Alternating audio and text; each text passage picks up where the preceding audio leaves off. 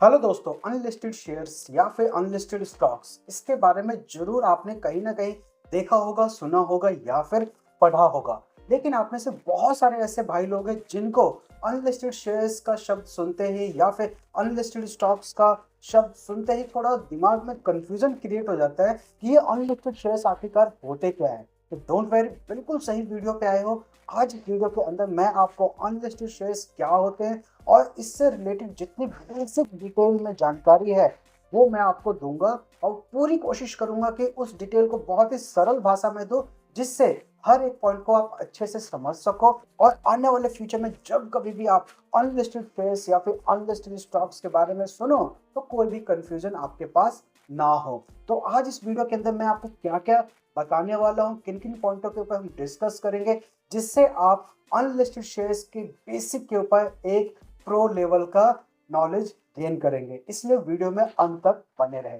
आज इस वीडियो के अंदर मैं आपको क्या क्या पॉइंट कवर करूंगा जो कि बहुत ज्यादा जरूरी है, उसके बारे में पहले हम जान लेते हैं। सबसे पहले हम जानेंगे कि ये अनलिस्टेड शेयर्स आखिरकार होते क्या है। फिर हम अनलिस्टेड शेयर्स और लिस्टेड शेयर्स के बीच में डिफरेंस जानेंगे, क्योंकि जब तक आप लिस्टेड शेयर्स के बारे में और अनलिस्टेड शेयर्स के बारे में नहीं जानोगे तब तक आपको अनलिस्टेड शेयर्स समझ ही नहीं आएगा। डायरेक्टली ये एक दूसरे से कनेक्टेड होता है, इनडायरेक्टली भी कनेक्टेड है, आप ऐसा भी कह सकते हो। दोनों फेज में डायरेक्टली भी कनेक्टेड है और इनडायरेक्टली भी कनेक्टेड है। तो इसलिए हम जो लिस्टेड और अनलिस्टेड शेयर्स के बीच में डिफरेंस है उसके बारे में भी बात करेंगे। अनलिस्टेड शेयर्स के कैरेक्टरिस्टिक्स क्या है उसके बारे में जानेंगे। साथ ही साथ अनलिस्टेड शेयर्स में अगर आप इन्वेस्टमेंट करते हैं तो उसमें आपको क्या क्या बेनिफिट मिलता है इसके बारे में जानेंगे।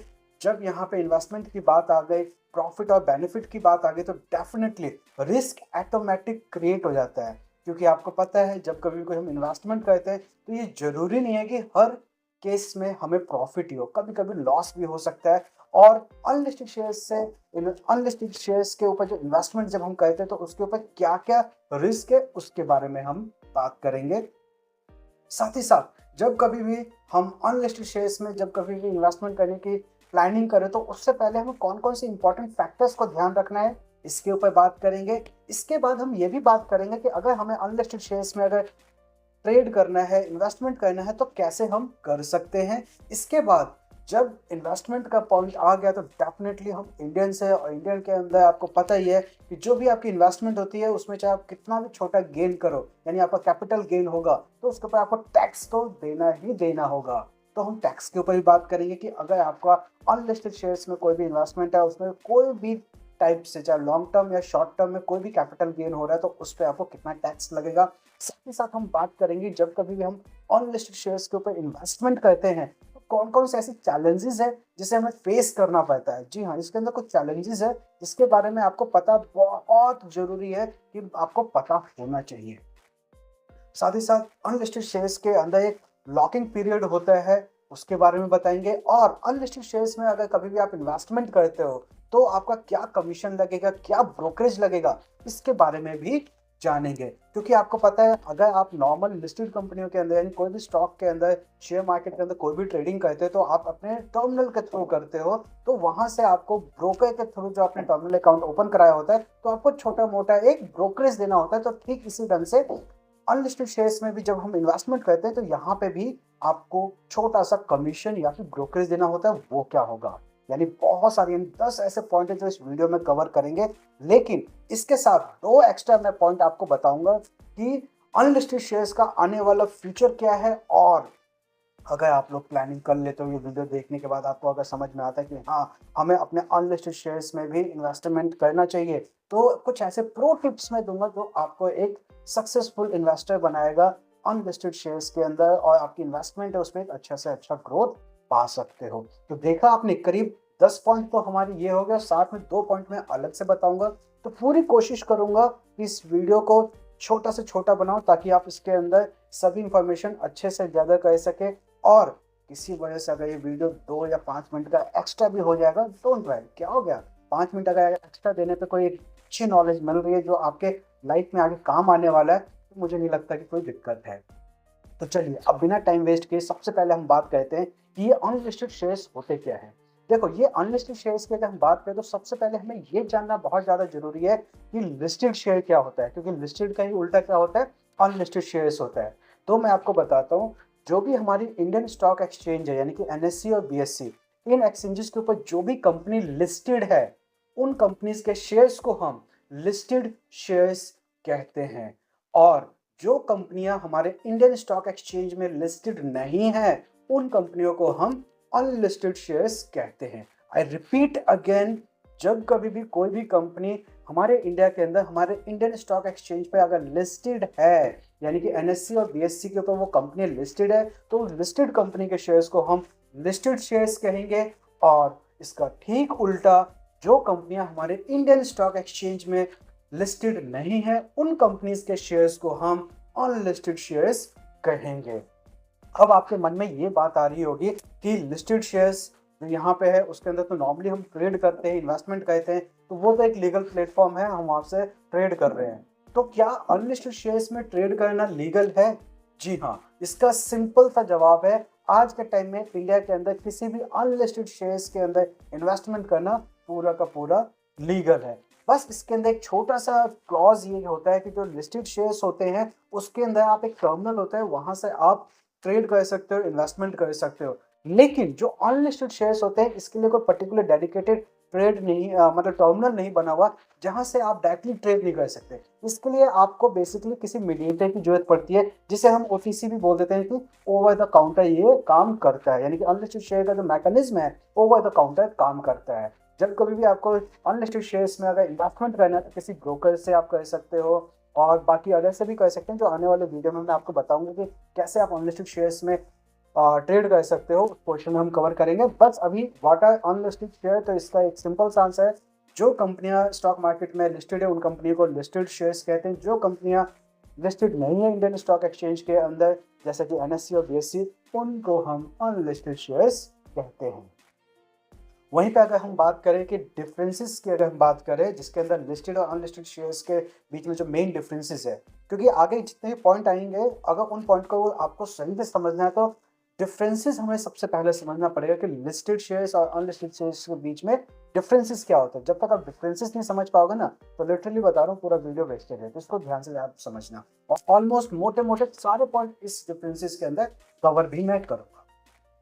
सबसे पहले अगर लिस्टेड शेयर्स की बात करें और अनलिस्टेड शेयर्स के डिफरेंस की बात करें, तो सबसे पहला पॉइंट आता है जो मैंने आपको ऑलरेडी बताया है कि लिस्टेड शेयर्स वो शेयर्स होते हैं जो कंपनी अपने आप को स्टॉक मार्केट में लिस्ट करवा लेती है, तो उन कंपनीज के शेयर्स को हम लिस्टेड शेयर्स कहते हैं। यानी कि एनएससी और बीएससी, ये जो स्टॉक एक्सचेंज है इनके ऊपर लिस्टेड होता है। ठीक इसका उल्टा, जो कंपनियां इंडियन स्टॉक एक्सचेंज पर लिस्टेड नहीं होता उसको हम अनलिस्टेड शेयर्स कहते हैं। जैसे लिस्टेड शेयर्स है, इसको रेगुलेट करने के लिए हमारे इंडिया के अंदर जो रेगुलेटरी बॉडीज है, सेबी, अक्सर आप इसका नाम सुनते होंगे। लेकिन अनलिस्टेड शेयर्स में ट्रेड करते हुए अगर कोई भी अगर रेगुलेटरी बॉडीज की अगर हम बात करें, तो अभी तक इंडिया के अंदर कोई भी रेगुलेटरी बॉडी अभी नहीं बनी है। वहीं पे अगर हम लिस्टेड शेयर को ट्रेडिंग करने के लिए अगर कोई प्लेटफॉर्म को सर्च करते हैं, तो यहाँ पे डेडिकेटेड टर्मिनल्स होते हैं, जहाँ पे किसी भी शेयर्स का जो लिस्टेड शेयर्स है उसके लिए ट्रेडिंग प्लेटफॉर्म है। वहाँ पे आप उसका पूरा लाइव प्राइस देख सकते हो, करंट प्राइस का पूरा डेटा आप उसके ऊपर देख के वहाँ पे डायरेक्टली इन्वेस्ट कर सकते हो, बाय और सेल कर सकते हो। लेकिन अगर अनलिस्टेड शेयर्स की बात करें तो वहाँ पे ऐसा कोई भी डेडिकेटेड प्लेटफॉर्म नहीं है जहाँ से कि इसके अंदर कोई भी बाइंग और सेलिंग कर सको। डोंट वरी, वीडियो में मैं आपको आगे बताने वाला हूँ कि अगर यहाँ पे कोई डेडिकेटेड टर्मिनल नहीं है तो कैसे हम किसी भी अनलिस्टेड शेयर्स के अंदर ट्रेड कर सकते हैं या फिर इन्वेस्टमेंट कर सकते हैं, आगे अभी आपको बताऊंगा। वहीं पे अगर हम लिस्टेड शेयर्स के वैल्यूएशन की बात करें, यानी कि लिस्टेड शेयर जो शेयर प्राइस है, तो शेयर प्राइस के ऊपर जो वैल्यूएशन जो निकलता है, तो उस वैल्यूएशन को काउंट करना थोड़ा ईजी होता है, क्योंकि जो सेबी जो रेगुलेटरी बॉडी है वो टाइम टू टाइम इन कंपनियों के कुछ कंप्लायंसेस है, उन कंप्लायंसेस को इन कंपनियों का फॉलो करना बहुत ज़्यादा जरूरी है, जिसके अंदर टाइमली इनको अपना फाइनेंशियल स्टेटमेंट भी प्रोवाइड करना पड़ता है। टाइम टू टाइम अपना वो फाइनेंशियल स्टेटमेंट प्रोवाइड करते हैं अपने इन्वेस्टर को, जिसमें वो बताते हैं कि हाँ हमारी कंपनी ने किस टाइप से ग्रोथ किया है या लॉस किया है, XYZ। तो कहीं ना कहीं उसके अंदर जब ट्रांसपेरेंसी बहुत अच्छी होती है तो उस स्टॉक का हम जो शेयर प्राइस निकालने में हमें इजी होता है, क्योंकि उसके वैल्यूएशन को हम सही से जज कर पाते हैं। वहीं पे अनलिस्टेड शेयर्स की अगर बात करें तो यहाँ पे कोई भी टर्मिनल नहीं है, कोई भी रेगुलेटरी बॉडी नहीं है, तो कहीं ना कहीं इस कंपनी के ऊपर जब हम इन्वेस्टमेंट कर रहे होते हैं तो हमें एक सही वैल्यूएशन मिलना थोड़ा सा मुश्किल हो जाता है, जिसके वजह से हम कभी कभी जिस अनलिस्टेड शेयर्स के अंदर इन्वेस्टमेंट कर रहे हैं तो उसका जो शेयर प्राइस है तो हम उसको काउंट नहीं कर पाते कि ये हम हाई प्राइस पे ले रहे हैं या लो प्राइस पे हो रहे हैं, क्योंकि हमारे पास सही से इसका वैल्यूएशन निकालने में दिक्कत होती है। उस कंपनी का वैल्यूएशन हम सही से समझ नहीं पाते, क्योंकि सारा डेटा अवेलेबल होना इस अनलिस्टेड शेयर में थोड़ा सा मुश्किल होता है in comparison to listed shares. फिर भी लोग इन्वेस्टमेंट करते हैं, डिफरेंट डिफरेंट सोर्सेज से हम उन अनलिस्टेड शेयर्स का डेटा निकालते हैं, फाइनेंशियल रिपोर्ट निकालते हैं कई कई सालों का, और फिर उस पर एनालाइज करते हैं। बहुत सारे जो रिसर्च एनालिस्ट होते हैं, फाइनेंशियल एडवाइजर होते हैं, उनका काम ही यही होता है ऐसे अनलिस्टेड शेयर्स के ऊपर वो पैनी नजर रखते हैं। और जो बड़े बड़े जो इंस्टीट्यूशनल्स होते हैं, इन्वेस्टर इंस्टीट्यूशनल्स होते हैं, उनके तो बहुत पैनी नजर होती है। अभी आगे हम कवर करेंगे उन पॉइंटों को। और डिफरेंसेस की अगर बात करें तो लिस्टेड शेयर में लिक्विडिटी बहुत, जी हाँ, अगर किसी भी शेयर को आप परचेज करना चाहो तो इजीली परचेज कर सकते हो, और इवन उस शेयर को आप बेचना भी चाहते हो, चाहे उसमें प्रॉफिट है या लॉस है, तो आप उसको अगर बेचना भी चाहते हो तो बहुत इजीली आप इसको बेच सकते हो, क्योंकि यहाँ पे एक डेडिकेटेड टर्मिनल मिलता है जिसके ऊपर बहुत अच्छे बायर और सेलर हमेशा ही अवेलेबल होते हैं। तो यहाँ पे लिक्विडिटी बहुत अच्छी होती है, लेकिन अनलिस्टेड शेयर्स के अंदर लिक्विडिटी में आपको दिक्कत आ सकती है। फॉर एग्जाम्पल, किसी भी कंपनी का आपने अनलिस्टेड शेयर परचेज कर लिया और कुछ टाइम के बाद उसके अंदर इवन आपको प्रॉफिट हो रहा हो तो, और इवन लॉस हो रहा हो तो, दोनों केसेस के अंदर आप चाहते हो कि उसको बेचना, तो शायद उसको बेचने में दिक्कत आ सकती है। और ठीक इसका उल्टा, अगर मान लो कोई आपको बहुत अच्छे वैल्यूएशन पे बहुत अच्छे प्राइस का कोई शेयर मिल रहा है, उस शेयर में आप इन्वेस्टमेंट करना चाहते हो, तो उस शेयर में आपको वो शेयर खरीदने में भी थोड़ी दिक्कत हो सकती है। जी हाँ, ये मेन डिफरेंसेस है। इसके अंदर एक छोटा सा डिफरेंस और है, डिफरेंस का सिमिलरिटी भी आप बोल सकते हो, कि जो लिस्टेड शेयर्स होते हैं इसके अंदर हाई रिस्क होता है तो हाई रिवॉर्ड होता है, बट अनलिस्टेड शेयर्स की बात करें तो ये सेम इसके अंदर भी कॉन्सेप्ट है। हाई रिस्क अगर आप लेते हो तो हाई रिवॉर्ड भी आपको मिलता है, दोनों के अंदर ये सेम कॉमन चीज है, मगर हमने डिफरेंसेस में रख दिया है। कोई बात नहीं, मगर आप समझना, जब कभी इन्वेस्टमेंट की बात आती है ना बॉस, तो हमेशा याद रखना कि जहाँ पे हाई रिटर्न की पॉसिबिलिटी होती है तो वहाँ पे हाई रिस्क भी होता है, सेम ही अनलिस्टेड में भी होता है। होप सो ये डिफरेंसेस आपको समझ में आ गए, तो ये डिफरेंसेस से ही हम आगे बाकी चीज़ों को कवर करेंगे। तो नेक्स्ट अब हम बात करते हैं कि जो अनलिस्टेड शेयर्स होते हैं उनके कुछ कैरेक्टरिस्टिक्स के बारे में बात करते हैं, यानी कि वो क्या चीज़ है उसके बारे में थोड़ा समझने की कोशिश करते हैं, ताकि आगे का पॉइंट हम आपको क्लियर कर सकें। सबसे पहले जो मैंने आपको ऑलरेडी बताया था कि जो अनलिस्टेड शेयर्स होते हैं वो इंडियन स्टॉक एक्सचेंज पर लिस्टेड नहीं होते हैं, इसलिए उसको अनलिस्टेड शेयर्स कहते हैं। सेकंड, इसकी कोई रेगुलेटरी बॉडीज नहीं होती है, कोई इसका ट्रेडिंग प्लेटफॉर्म नहीं होता है, इसका वैल्यूएशन फाइंड आउट करना बहुत हार्ड होता है, जैसे मैं लास्ट टाइम आपको बता चुका हूँ।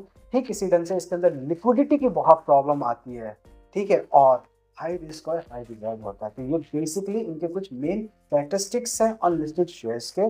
वहीं पे अगर हम बात करें कि अगर हम अनलिस्टेड शेयर्स के अंदर इन्वेस्टमेंट करते हैं तो हमें क्या बेनिफिट है, इवन आप प्लानिंग कर रहे हो कि अनलिस्टेड शेयर्स के अंदर आप इन्वेस्टमेंट करना चाहते हो तो उसमें आपको क्या बेनिफिट मिल सकता है, अगर हम बात करें तो सबसे पहला पॉइंट आता है अर्ली इन्वेस्टमेंट अपॉर्चुनिटी। जी हाँ, आपने एक एग्जांपल सुना होगा कि 1990s के आसपास जिस किसी ने भी विप्रो, इन्फोसिस जैसी कंपनियों के अंदर कुछ particular numbers of shares purchase कर लिए हो, तो आज उसकी वैल्यू, अगर मान के चलो लगभग 1 लाख रुपए का इन्वेस्टमेंट किया होता 1990s के अंदर, तो आज उसकी वैल्यू लगभग 900 करोड़ रुपए होती। सोच के देखो, 1 लाख रुपए का इन्वेस्टमेंट और कुछ पर्टिकुलर पीरियड के बाद जो एक आदमी उस टाइम रहा होगा, उसने अपनी अगर रिटायरमेंट प्लानिंग की होगी, अगर 1 लाख का अगर वो इन्वेस्टमेंट कर लेते तो आज उसकी वैल्यू 900 करोड़ रुपए होती। ऐसे बहुत सारे एग्जांपल आपको मार्केट में मिलेंगे। तो उसमें सबसे बड़ा पॉइंट क्या था कि जिस कंपनी के अंदर ये इन्फोसिस, विप्रो के अंदर जो ये चेंजेस आया, तो उन्होंने अर्ली स्टेज में, जब विप्रो, इन्फोसिस जो आईटी का जब इंडिया के अंदर बूम आया, तो उसी टाइम उन्होंने अर्ली स्टेज में उन कंपनी के अंदर इन्वेस्टमेंट कर लिया, जिससे आने वाले टाइम में जब आईटी का बहुत बूम हो गया, बहुत अच्छी डिमांड हो गई, और आज के टाइम में तो कोई भी चीज़ बिना आईटी के इम्पॉसिबल है, बिना टेक्नोलॉजी के इम्पॉसिबल है, तो आज उसकी वैल्यू लगभग 900 करोड़। सोच के देखो, 1 लाख रुपए का 900 करोड़ क्यों हुआ? क्योंकि उन्होंने अर्ली स्टेज में इन्वेस्टमेंट कर लिया था।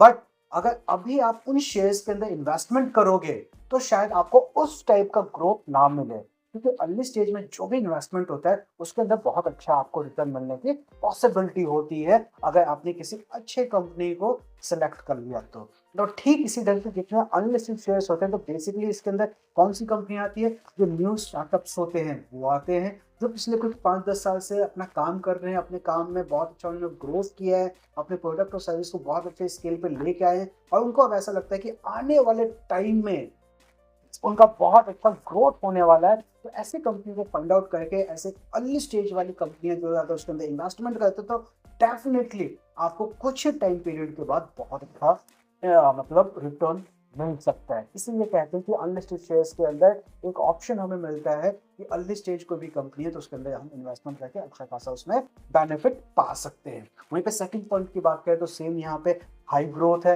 अर्ली स्टेज में अगर आपने इन्वेस्टमेंट किया है तो आने वाले कुछ पर्टिकुलर टाइम के बाद अगर उस कंपनी के अंदर अच्छा ग्रोथ पोटेंशियल दिखता है तो उसके अंदर बहुत अच्छा रिटर्न मिल सकता है। एक छोटी सी बात मैं आपको बताता हूँ, पहले क्या होता था, जब आपने अक्सर सुना भी होगा और पहले ये होता भी था, आपने अक्सर सुना भी होगा कि जो स्टार्टअप कंपनियां होती है उसके अंदर बहुत सारे प्राइवेट इन्वेस्टर्स जो होते हैं, वेंचर कैपिटल्स होते हैं, वो उसके अंदर इन्वेस्टमेंट करते हैं। जो प्राइवेट इन्वेस्टर्स होते हैं या बड़े बड़े जो इंस्टीट्यूशनल इन्वेस्टर्स होते हैं उनकी ना पैनी नज़र होती है ऐसे स्टार्टअप कंपनियों के अंदर, क्योंकि उनको पता होता है कि जो स्टार्टअप कंपनी है अगर उसके अंदर हम इनिशियली अपना इन्वेस्टमेंट कर देंगे तो आने वाले टाइम में उसमें बहुत अच्छा ग्रोथ मिल सकता है इन कंपैरिजन टू जो एक लेवल पे कंपनी पहुंच गया है, एक अच्छे पोटेंशियल पे कंपनी पहुंच चुका है तो उसके अंदर एक सैचुरेशन लेवल आ जाता है तो उसके अंदर इतना अच्छा अपने को रिटर्न नहीं मिलता। इसलिए जो बड़े बड़े इंस्टीट्यूशनल प्लेयर होते हैं, इन्वेस्टर, वो ऐसे स्टार्टअप कंपनियों को चूज करते हैं और आगे चलकर वो इसीलिए इतना हाई डिमांड रहता है। बड़े बड़े इंस्टीट्यूशनल इन्वेस्टर का जो इन्वेस्टमेंट होता है तो उनको बहुत अच्छा ग्रोथ मिलता है। बट टेक्नोलॉजी जैसे बूम आई, टेक्नोलॉजी का बूम हुआ, उसके हिसाब से अब जो रिटेल इन्वेस्टर है उनको भी ये अपॉर्चुनिटी मिल रही है कि वो एक किसी भी इनिशियल फेज का जो स्टार्टिंग वाली फेज होता है किसी भी स्टार्टअप का या किसी अदर कंपनीज का भी जो पिछले 5-10 साल से काम कर रहा है तो उसके अंदर भी आप इन्वेस्टमेंट कर सकते हो। वहीं पे एक सबसे अच्छा बेनिफिट ये मिलता है कि आपका जो पोर्टफोलियो आपने बनाया है अपने इन्वेस्टमेंट का उसके अंदर आपको डाइवर्सिफिकेशन का भी एक ऑप्शन मिल जाता है।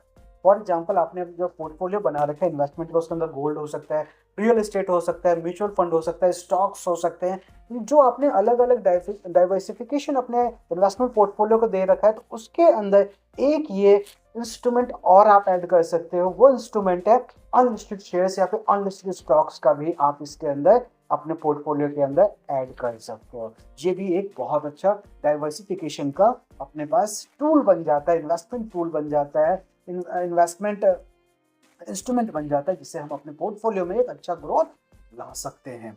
वहीं पे अगर हम एक और बेनिफिट की बात करें तो एक्सेस टू इमर्जिंग सेक्टर, ये भी हमने इसके अंदर पॉइंट ऐड किया है। रीजन इसके पीछे ये है कि पहले जो पर्टिकुलर सेक्टर होते थे जैसे pharma, IT, FMGC, banking, financing, ये सेक्टर तो रेगुलर बेसिस पे है, मगर आपने पिछले 2-3 सालों में ईवी सेक्टर का यानी कि जो रिन्यूएबल एनर्जी है इसके सेक्टर का एक अलग ही बूम देखा होगा। बहुत सारे ऐसे एग्जांपल्स आज के टाइम में है, वारे renewable energy, NTPC green energy, इस तरह के बहुत सारे आईपीओ भी आए जिन्होंने बहुत अच्छा परफॉर्मेंस भी किया और आने वाले टाइम में इसका एक बहुत अच्छा डिमांड है। अगर आप एक छोटा सा कॉमन सेंस करो कि जो ईवी का जो एक सेक्टर अब आ गया है, इंडिविजुअल सेक्टर हो गया, पहले ऑटोमोबाइल का सेक्टर होता था, वहाँ गाड़ियां होती थी, मगर ऑटोमोबाइल का सेक्टर सेपरेट होने के बाद ईवी का एक सेक्टर जनरेट हो गया जिसके अंदर कितना डिमांड है आप खुद ही अपना कॉमन सेंस लगा के सोच सकते हो। तो इसके अंदर सबसे अच्छा बेनिफिट एक ये भी होता है कि हमें एक इमर्जिंग सेक्टर के अंदर इन्वेस्टमेंट करने का फायदा होता है और आपको पता है अगर वो सेक्टर ग्रो हो रहा है, वो सेक्टर में इमर्जिंग हो रहा है तो कहीं ना कहीं उसके अंदर हमें बहुत अच्छा पोटेंशियल होता है हमें रिटर्न कमाने का। तो ये कुछ बेनिफिट्स है। और एक लास्ट बेनिफिट इसके अंदर है, जैसे आप कोई स्टॉक लेते हो तो कोई भी इवेंट आता है, कुछ भी आता है तो उसके अंदर बहुत ज़्यादा वॉल्टिलिटी होती है, उसका प्राइस बहुत अप एंड डाउन चला जाता है। बट अनलिस्टेड शेयर में ऐसा नहीं है। जो भी आप अनलिस्टेड शेयर्स अगर आप बाय करते हो तो इन्वेस्टमेंट करते हो तो उसके अंदर जो ऐसे वॉल्टिलिटी होते हैं प्राइस का अप एंड डाउन थोड़ा सा लिमिटेड रहता है, तो उसमें आपका रिस्क फैक्टर थोड़ा सा कम रहता है कि एकदम से सडनली कोई नीचे नहीं आता, कोई ऊपर नहीं जाता, तो धीरे धीरे ग्रेजुअली ऊपर जाता है। हाँ, अनलिस्टेड शेयर्स के अंदर भी कुछ ऐसा बूम आ जाता है एकदम से तो सडनली बहुत ऊपर चला जाता है। एक छोटा सा मैं एग्जांपल लेके शेयर करता हूँ। अभी आपने सुना होगा metropolitan stock exchange of India, इसका अनलिस्टेड शेयर में कुछ टाइम पहले सिर्फ ₹1 से नीचे प्राइस था, यानी कि 90 पैसा, 98 पैसा था। लेकिन सिर्फ़ 1-2 महीने के अंदर कुछ ऐसे इवेंट्स हुए, कुछ ऐसे मैनेजमेंट के डिसीज़न हुए, कुछ ऐसे सेबी के डिसीज़न हुए, जिसकी वजह से 1-2 महीने के अंदर ही जो मेट्रोपॉलिटन स्टॉक एक्सचेंज है, इसका शेयर प्राइस विदिन 1 मंथ मैं तो ये बोलूँगा कि आज 12 से लेकर ₹14 के बीच में ट्रेड कर रहा है। तो पिछले कई सालों से ₹1 से नीचे ट्रेड कर रहा था, लेकिन सडनली उसके अंदर कुछ ऐसे इवेंट्स हुए, मैनेजमेंट का डिसीजन हुआ और सेबी का भी डिसीजन इसके ऊपर इम्पोर्टेंट है। इन तीनों का कॉम्बिनेशन बना के एक बहुत अच्छा उस कंपनी के लिए फ़ायदा हुआ, एक्सचेंज के लिए फ़ायदा हुआ, जो कि आज 12 रुपए से 14 रुपए के बीच में ट्रेड कर रहा है। तो ये कहीं न कहीं अनलिस्टेड शेयर्स में इन्वेस्टमेंट करने का पावर है। वहीं पे जब इन्वेस्टमेंट में बेनिफिट की बात करें तो रिस्क कैसे नहीं आएगा? रिस्क भी है, जी हाँ, इसके अंदर। सबसे पहला पॉइंट यही है, इसमें लिक्विडिटी की बहुत प्रॉब्लम है। फॉर एग्जांपल आपने कुछ पर्टिकुलर स्टॉक्स लिया अनलिस्टेड शेयर्स के, एक अच्छे भाव पे लिया, उसमें आपको अच्छा खासा प्रॉफिट भी हो रहा है। अब ये चाहते हो कि अब उसको आप कैश करवाना चाहते हो, तो डेफिनिटली वो अनलिस्टेड शेयर्स आपको बेचना होगा। तो जब उस अनलिस्टेड शेयर्स को आपको बेचना होगा तो इसका कोई डेडिकेटेड ट्रेडिंग प्लेटफॉर्म तो है नहीं, तो आपको किसी ब्रोकर को, किसी मीडिएटर को पकड़ के उसको बेचना होगा।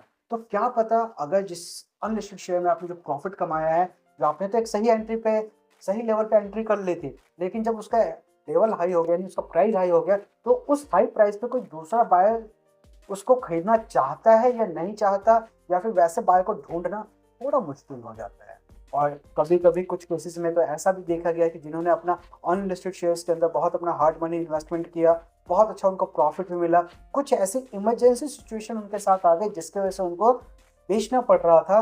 तो उस केसेस में जो जिस प्राइस पे उन्होंने लिया था, इवन उसके अंदर प्रॉफिट भी था, तो भी उनको प्राइस टू प्राइस ही बेचना पड़ा। और कुछ केसेस में तो अनफॉर्चुनेटली उनको अपने बाइंग प्राइस से भी नीचे बेचना पड़ा, क्योंकि कुछ उनकी ऐसी इमरजेंसी आ गई थी, कुछ बायर उनको नहीं मिल रहे थे, इसकी वजह से उनको नेगेटिव में भी बेचना पड़ा। अब ये लिक्विडिटी की जो प्रॉब्लम जो मैंने आपको बताया, मैं ये डिमोटिवेट करने के लिए आपको नहीं बता रहा, इसका फैक्ट बता रहा हूँ कि ऐसा हो सकता है। इसलिए आप अपने माइंड को प्रिपेयर करो अनलिस्टेड शेयर में इन्वेस्टमेंट करने के लिए। अपने माइंड को प्रिपेयर रखो कि हाँ, अगर आज मैं इन्वेस्टमेंट कर रहा हूँ तो उसका क्या होना चाहिए। आगे अभी वीडियो में मैं आपको बताऊंगा, जब कभी आप अनलिस्टेड शेयर में इन्वेस्टमेंट करते हो ना, किन किन बातों का आपको ध्यान रखना है ना, ये भी पॉइंट करूंगा। तो अभी रिस्क की अगर बात हो रही तो लिक्विडिटी की बहुत प्रॉब्लम है, जिसके अंदर आपको थोड़ा सा कॉशियस रह के इन्वेस्टमेंट करना चाहिए।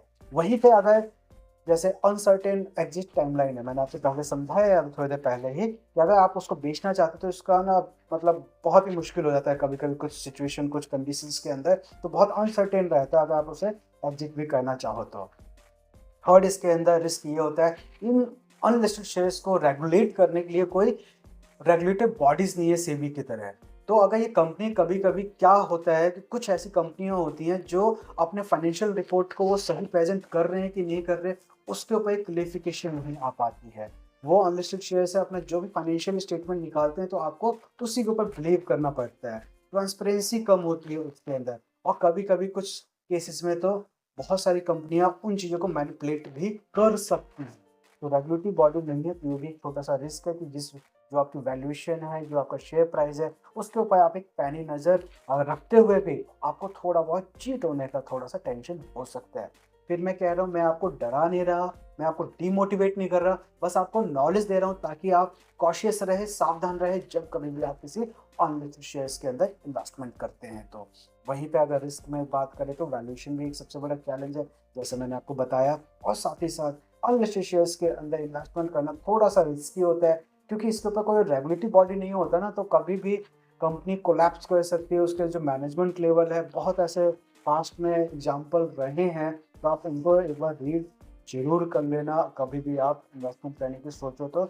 ये पर्टिकुलर कुछ रिस्क है, जैसे कि लिक्विडिटी की प्रॉब्लम हो सकती है, सही टाइम पे आप एग्जिट करना चाहो तो आप एग्जिट नहीं कर पाओगे, रेगुलेटरी बॉडी कोई नहीं होती तो दिक्कत होती है, वैल्यूएशन का आपको टेंशन हो सकता है, और हाई रिस्क का यहाँ पे टेंशन है कि वो कंपनी कभी कभी कुछ ऐसी चीज़ें होती हैं जिससे आपको माइनस में भी जाना पड़ सकता है।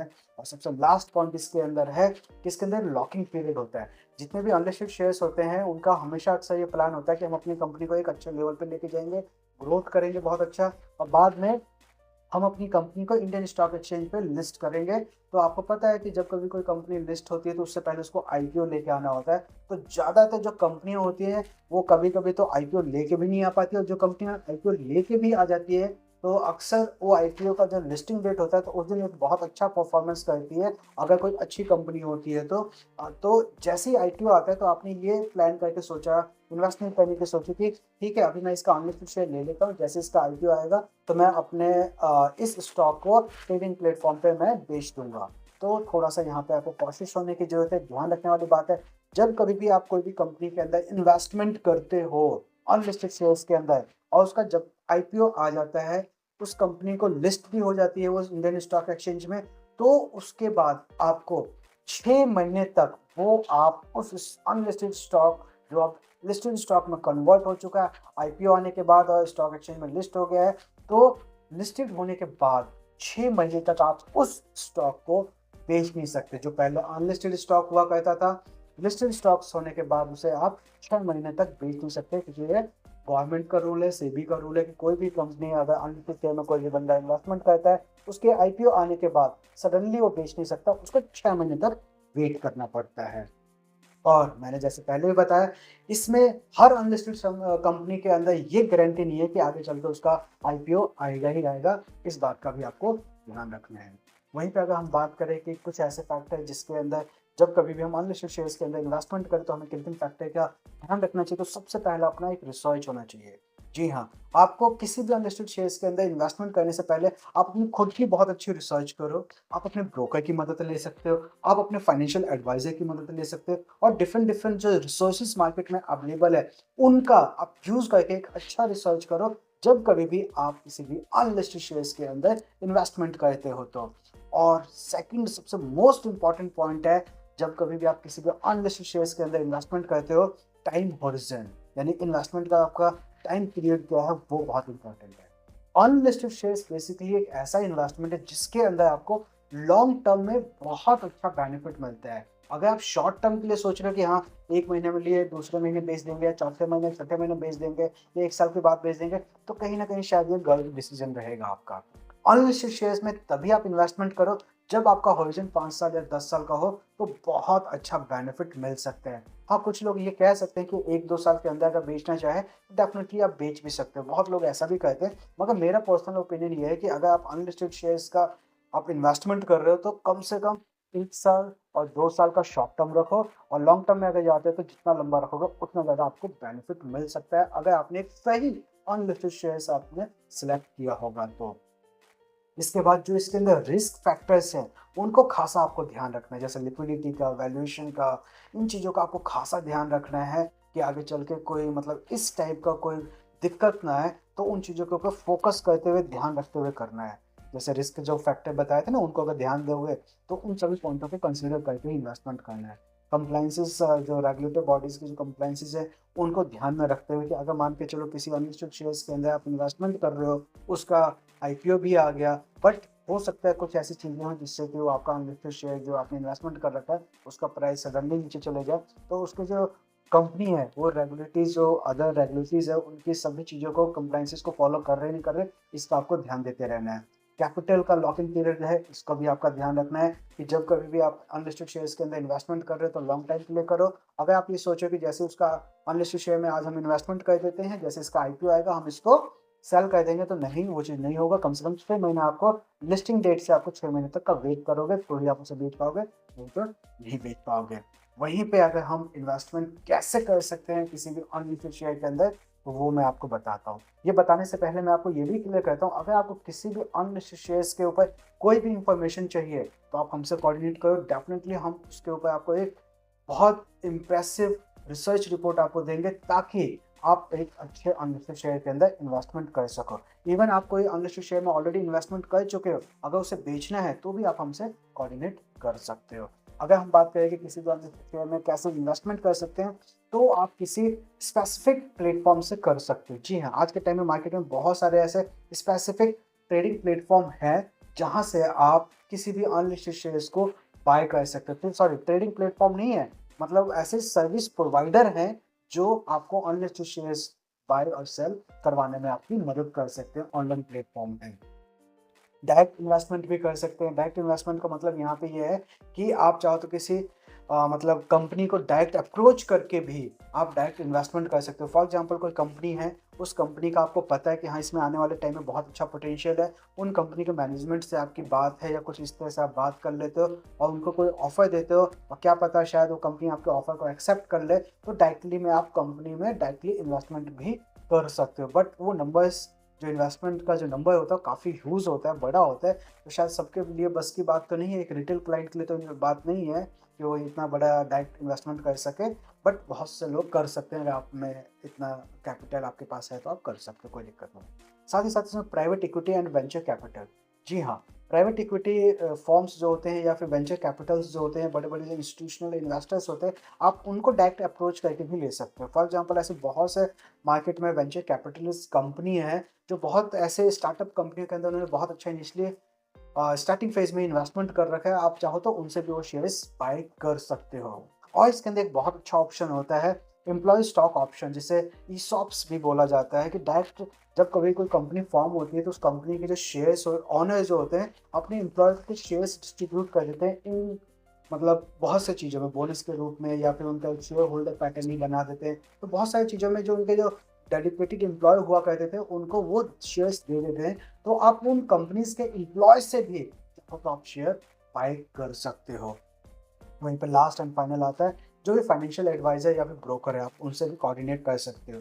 बस इसके अंदर आपको ध्यान रखना है, कोई ना कोई मीडिएटर आपको लेना ही लेना होगा, तभी आप किसी भी कंपनी के अनलिस्टेड शेयर्स के अंदर इन्वेस्टमेंट कर सकते हो। अगर जैसे किसी फाइनेंशियल एडवाइजर या फिर ब्रोकर की मदद लेते हो, वो भी एक बेस्ट ऑप्शन आपके लिए है। वहीं पे अगर हम बात करते हैं कि इसके ऊपर टैक्सेस क्या लगता है, तो मैं आपको बता दूं, शॉर्ट टर्म के अंदर आप जो भी अनलिस्टेड शेयर्स के अंदर गेन करते हो, कैपिटल गेन करते हो, अगर आपने किसी अनलिस्टेड शेयर के अंदर इन्वेस्टमेंट कर रखा है, उसे 24 महीने से पहले अगर बेच देते हो, तो शॉर्ट टर्म में काउंट किया जाएगा, शॉर्ट टर्म कैपिटल गेन के अंदर काउंट किया जाएगा, जिसके ऊपर 20% का आपका स्लैब लगता है, जो हमारा इन्वेस्टर इनकम टैक्स का स्लैब है उसके अकॉर्डिंग। अगर हम लॉन्ग टर्म की बात करें, तो लॉन्ग टर्म में वो अनलिस्टेड शेयर्स आ जाएंगे जिसके अंदर आप पिछले मतलब 24 महीनों से ज़्यादा उस शेयर के अंदर, अनलिस्टेड शेयर के अंदर बने हुए हो, तो लॉन्ग टर्म कैपिटल गेन के अंदर आपका आ जाएगा, जिसके ऊपर लगभग आपको 12% का टैक्स स्लैब मिलता है।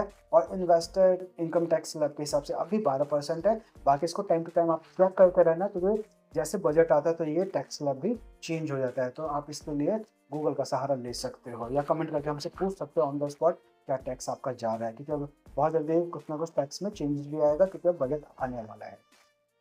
वहीं पे अगर हम कुछ चैलेंजेस की अगर हम बात करें कि अनलिस्टेड शेयर्स के अंदर क्या होता है, तो वही सबसे पहला लिक्विडिटी आता है।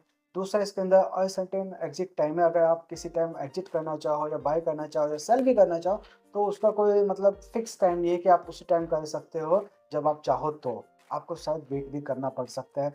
वैल्यूएशन का चैलेंज रहता है यहाँ पे, और कुछ यही मेन इसके अंदर चैलेंजेस है। और यहाँ पे अगर लॉकिंग पीरियड और कमीशन की बात करें, तो आपको मैंने बताया था कि जो भी लिस्टिंग डेट होती है उसका 6 महीने तक आपको लॉकिंग पीरियड का वेट करना पड़ता है। जैसे ही कोई अनलिस्टेड शेयर में आपने इन्वेस्टमेंट किया, इन्वेस्टमेंट करने के बाद उसका आईपीओ आया, आईपीओ आने के बाद वो कंपनी लिस्ट भी हो गई इंडियन स्टॉक एक्सचेंज पे, तो भी आप इसे बेच नहीं पाओगे अगले 6 महीने तक। जैसे 6 महीना ओवर होगा उसके बाद किसी भी अनलिस्टेड शेयर को, जो अब लिस्टेड शेयर में कन्वर्ट हो चुका है, उसको आप बेच सकते हो। वहीं पर कमीशन की बात करें तो यहाँ पे थोड़ा हाई कमीशन रहता है। जैसे किसी भी अनलिस्टेड शेयर को परचेज करने के लिए आपको किसी मीडिएटर की जरूरत होती है, तो वो मीडिएटर थोड़ा हाई चार्ज करता है। जैसे आप normal demat account, sorry trading account के अंदर ट्रेडिंग करते हैं, तो उसके अंदर नॉर्मल आपका जो 20 पैसा, 10 पैसा या फिर 20 रुपये पर ट्रेड के हिसाब से जो ब्रोकरेज लगता है, यहाँ पे वो कमीशन या फिर ब्रोकरेज थोड़ा ज़्यादा हो सकता है, डिपेंड ऑन द कि आपने किस ब्रोकर, किस प्लेटफॉर्म से, किस फाइनेंशियल एडवाइजर से आपका कोऑर्डिनेशन है, किससे आपने परचेज किया, वो मैटर कर सकता है। वहीं पे अगर हम इसके अंदर अनलिस्टेड शेयर के फ्यूचर की अगर बात करें, तो डेफिनेटली इसका फ्यूचर बहुत ही ब्राइट है। जैसे जैसे टेक्नोलॉजी बूम हो रहा है, time to time retail investor भी जाग रहे हैं, उनको भी पावर ऑफ अनलिस्टेड शेयर समझ में आ रहा है कि अनलिस्टेड शेयर में इन्वेस्टमेंट करना एक बहुत ही अच्छा जरिया होता है अपने पोर्टफोलियो को मजबूत करने के लिए। तो बहुत ज़्यादा डिमांडेड रहने वाला है इसके अंदर, और हाई ग्रोथ की पॉसिबिलिटी है। इसके अंदर एक सबसे अच्छी बात है गवर्नमेंट ने ये करी है कि जब कभी भी कोई भी अनलिस्टेड शेयर्स का अगर आप बाय करते हो, जब कभी आप अनलिस्टेड शेयर्स को बाय करते हो, तो वो जैसे ही आप बाय करोगे तो 2 दिन के बाद जो भी आपका डीमैट अकाउंट है, चाहे आपके एनएसडीएल में हो या सीडीएसएल में हो, वो अनलिस्टेड शेयर्स भी आपको उसके अंदर रिफ्लेक्ट करता है। तो कहीं न कहीं ये बहुत ज़्यादा पॉजिटिव एनर्जी क्रिएट करता है इन्वेस्टर्स के अंदर कि हाँ, जो भी हम एक इन्वेस्टमेंट कर रहे हैं, वो सब पेपर के ऊपर लिमिटेड नहीं है, बिल्कुल लीगली ढंग हमारे डीमैट अकाउंट के अंदर शो हो रहा है। तो एक बहुत अच्छा इन्होंने गवर्नमेंट ने स्टेप लिया, जिसकी वजह से आने वाला फ्यूचर अनलिस्टेड शेयर्स का बहुत ही ज़्यादा ब्राइट और डिमांडेड होने वाला है। वहीं पे अगर हम कुछ प्रो टिप्स की बात करें, जिससे किसी भी आप अनलिस्टेड शेयर्स के अंदर इन्वेस्टमेंट करके एक अच्छा रिटर्न कमा सकते हैं, सबसे पहला अपना आता है बिल्ड नेटवर्क। जी हाँ, बिल्ड नेटवर्क का हमने यहाँ पे इसलिए रखा है कि अगर आपका जो मीडिएटर है, कहीं न कहीं अगर आप अनलिस्टेड शेयर्स के अंदर इन्वेस्टमेंट करना चाहते हो तो डेफिनेटली आपको कोई ना कोई मीडिएटर चाहिए। अगर आपका नेटवर्क अच्छा है तो डायरेक्ट किसी कंपनी से आप उसको इन्वेस्टमेंट कर सकते हो, ब्रोकर से कर सकते हो, फाइनेंशियल एडवाइज़र से कर सकते हो या वेंचर कैपिटलिस्ट से कर सकते हो। तो वहाँ पे आपको ब्रोकरेज कम देना पड़ेगा, यानी कमीशन कम देना पड़ेगा। जितना उसका रियल में भाव चल रहा है, उसी भाव से अगर आप चाहो तो खरीद सकते हो। अगर नेटवर्क बहुत अच्छा है तो शायद जो रियल में मार्केट में उस शेयर का प्राइस चल रहा है, अनलिस्टेड शेयर का प्राइस चल रहा है, उससे थोड़ा आप नीचे भी कर सकते हो। तो इसके अंदर नेटवर्क बहुत इंपॉर्टेंट होता है। इवन हमारे लिए भी जब कभी आप में से बहुत सारे लोग हमें जो डिमांड करते हैं कि हमें ये पर्टिकुलर अनलिस्टेड शेयर चाहिए, इसको हम खरीदना चाहते हैं या इस पर्टिकुलर अनलिस्टेड शेयर को बेचना चाहते हैं, तो हमने अपने एक ऐसा नेटवर्क बना रखा है जिस नेटवर्क में अगर कोई भी डिमांड हमारे पास आती है या कोई भी अगर हमसे बाय या सेल करना चाहता है तो उसको हम बहुत ही जल्दी, यानी कि विदिन 1 और 2 डेज़ के अंदर वो चीज़ें हम प्रोवाइड कर देते हैं, क्योंकि हमें पर्सनली फील होता है कि बिल्ड नेटवर्क का होना बहुत इंपॉर्टेंट है। तो इसलिए आप एक रिटेल इन्वेस्टर हो तो भी, या ब्रोकर हो तो भी, या फिर आप कोई बड़े लेवल के इन्वेस्टर हो तो भी, तो नेटवर्क का होना बहुत इंपॉर्टेंट है, इसलिए ये बात आपसे हम शेयर कर रहे हैं।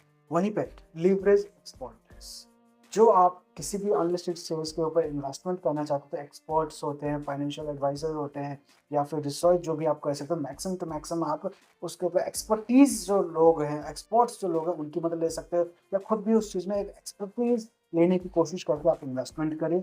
साथ ही साथ इसके अंदर बहुत हमने ये पॉइंट नोट किया है कि जो बहुत सारे जो हम इतने टाइम से जो अनलिस्टेड शेयर में काम कर रहे हैं, तो हम अक्सर ये कोशिश करते हैं कि जो भी आपकी इन्वेस्टमेंट पोर्टफोलियो आपने बना रखा है, उसका एक पर्टिकुलर पोर्शन ही फिलहाल आप अनलिस्टेड शेयर्स में करो, यानी स्मॉल अमाउंट में करो। या फिर अगर आप चाहते हो कि नहीं, मैं अपना ऑलमोस्ट इतना कैपिटल मैं अनलिस्टेड शेयर्स में करना चाहता हूँ, तो उसके अंदर भी हम अनलिस्टेड शेयर्स के अंदर भी डिफरेंट डिफरेंट सेक्टर्स के डिफरेंट डिफरेंट अनलिस्टेड शेयर्स को हम प्रेफर करते हैं अपने इन्वेस्टर्स को कि आप इस तरीके से इन्वेस्टमेंट करो, जिससे कि आपका एक डाइवर्सिफिकेशन भी बना रहे, चाहे छोटे अमाउंट हो तो भी, बड़ा अमाउंट हो तो भी। यानी कि पूरा अमाउंट हम किसी पर्टिकुलर उसके अंदर नहीं लगवाते और ना ही आपको लगाना है। इस चीज़ का हमेशा ध्यान रखना है कि आपको स्मॉल इन्वेस्टमेंट से ही चालू करना है, किसी भी अनलिस्टेड शेयर के अंदर आप इन्वेस्टमेंट करते हो तो, यानी पूरा कैपिटल नहीं लगा देना है। अब अनलिस्टेड शेयर आपने लॉन्ग टर्म के लिए उससे इन्वेस्टमेंट कर दिया, आपने सोचा भाई अब 5 साल 10 साल तक इसको बना रहने दो, कोई दिक्कत नहीं है, तो हम बेफिक्र हो जाते हैं। अगर आपने इन्वेस्टमेंट कर रखा, आपने अपने मेहनत के पैसों को इन्वेस्टमेंट कर रखा, तो उसको टाइम टू टाइम आप मॉनिटर करें, मार्केट का ट्रेंड देखते रहो, ग्लोबल इवेंट्स देखते रहो, मार्केट में जो पॉलिटिकल इवेंट चेंजेस होते रहते हैं उन चीज़ों को देखते रहो, बजट को देखते रहो, ठीक है ना, यानी इकोनॉमी हमारी कैसे चल रही है इसको देखते रहो, यानी कि उसको अपने स्टॉक को डायरेक्टली और इनडायरेक्टली ना मॉनिटर करते रहो। ये नहीं कि आपने लिया और उससे छोड़ दिया, भाई 5-10 साल का इन्वेस्टमेंट है तो मैं 5-10 साल के बाद में इसको देखूंगा, नहीं। आपका मेहनत का पैसा है बॉस, तो आपको इसको टाइम टू टाइम मॉनिटर भी करते रहना चाहिए। वहीं पे डाइवर्सिफिकेशन का भी स्किल आप यूज करो। जैसे अगर आप अन्य फेज के अंदर इन्वेस्टमेंट करना चाहते हो, जैसे मैंने पहले बताया था कि अगर आपके पास पर्टिकुलर एक अमाउंट है, फॉर एग्जांपल मान के चलो आप 10 लाख से इन्वेस्टमेंट करना चाहते हो, तो 1 लाख किसी सेक्टर के अनलिस्टेड शेयर्स में लगाओ, 1 लाख किसी दूसरे सेक्टर के अनलिस्टेड शेयर्स में लगाओ। इस तरह से आप अपने पोर्टफोलियो को डाइवर्सिफिकेशन करो, पॉसिबल करो कि उसको 10 इक्वल पार्ट्स में डिवाइड कर दो, 10 डिफरेंट डिफरेंट सेक्टर्स के डिफरेंट डिफरेंट स्टॉक को आप कर सकते हो। तो डाइवर्सिफिकेशन बहुत इंपॉर्टेंट है, ये कभी भी आप किसी भी अनलिस्टेड शेयर्स के अंदर इन्वेस्टमेंट करो। और मैंने स्टार्टिंग में बताया कि अगर आप इन्वेस्टमेंट करने की सोच रहे हो तो भैया लॉन्ग टर्म करोगे तो ही आपको प्रॉफिट अच्छा मिल सकता है, जो एक लिटरली मिलता है लोगों को। शॉर्ट टर्म में इसमें आपको प्रॉफिट मिलने की पॉसिबिलिटी बहुत कम होती है। तो अपना माइंडसेट बिल्कुल सेट करके रखें कि अगर किसी भी अनलिस्टेड शेयर्स के अंदर मैं इन्वेस्टमेंट कर रहा हूँ तो उसका टाइम होरिजन थोड़ा लंबा रहे, ज़्यादा अच्छा रहेगा। और सबसे लास्ट और मोस्ट इम्पॉर्टेंट, हम लोगों के पास कुछ ना कुछ इमरजेंसी फंड होता है, तो तो उसको कभी भी आप ऐसे इन्वेस्टमेंट के अंदर कभी भी यूज़ ना करें। इवन किसी भी टाइप के इन्वेस्टमेंट में इमरजेंसी फंड को कभी भी आप यूज़ मत करें। किसी फ्रेंड से, कलीग से, रिलेटिव से, बैंक से लोन लेके कभी भी आप किसी भी टाइप का इन्वेस्टमेंट ना करें। चाहे वो अनलिस्टेड शेयर की बात हो इन्वेस्टमेंट करने की या किसी भी टाइप के इन्वेस्टमेंट की बात हो। प्लीज़ इस टाइप के इन्वेस्टमेंट से आप अपने आप को बचा कर रखें। क्रेडिट कार्ड से लोन लेना, पर्सनल लोन लेके इन्वेस्टमेंट करना, कहीं न कहीं ये इतना प्रेफर नहीं होता और नहीं करना चाहिए। प्लीज़ हाथ जोड़ के आप लोगों से विनती है, कभी भी आप अपने इमरजेंसी फंड को कभी भी इन्वेस्टमेंट के रूप में कभी भी यूज़ मत करना। कभी अपने फ्रेंड सर्कल से या फिर रिलेटिव से या फिर पर्सनल लोन लेके इस टाइप से कभी भी इन्वेस्टमेंट मत करना। प्लीज़ हाथ जोड़ के विनती है। होप सो आज इस वीडियो के अंदर जो भी मैंने आपको इन्फॉर्मेशन दिया है अनलिस्टेड शेयर से रिलेटेड, आगे चल के कभी भी अनलिस्टेड शेयर्स के बारे में जब कभी आप सुनोगे तो कोई भी कंफ्यूजन नहीं होगी। अगर कोई पॉइंट आपसे छूट गया, सही से समझ में नहीं आया, तो वीडियो को रिवाइंड करके देख लो, आपको समझ में आ जाएगा। फिर भी आपको कोई डाउट रह जाता है तो आप हमें कमेंट करो, आपके कमेंट का हम इंतजार करेंगे और उस कमेंट का डेफिनेटली हम आपको रिप्लाई भी करेंगे। समझ सकता हूँ वीडियो थोड़ा लंबा हो गया, मगर ये वीडियो में जो भी पॉइंट मैंने कवर किया है बहुत ज़्यादा ज़रूरी था अनलिस्टेड शेयर को समझने के लिए, इसलिए सभी पॉइंट को मैंने कवर कर दिया है। वीडियो आप ज़्यादा लंबा नहीं करेंगे। आज इस वीडियो में इतना ही, मिलते हैं नेक्स्ट वीडियो में। इसलिए आप हमारे चैनल को सब्सक्राइब जरूर कर लेना ताकि ऐसी वीडियो आपको टाइम टू टाइम मिलती रहे। ऐसे ही हम अनलिस्टेड शेयर्स के video time to time upload करते रहेंगे और आपको गाइड और एडवाइस करते रहेंगे। मिलते हैं नेक्स्ट वीडियो में, तब तक।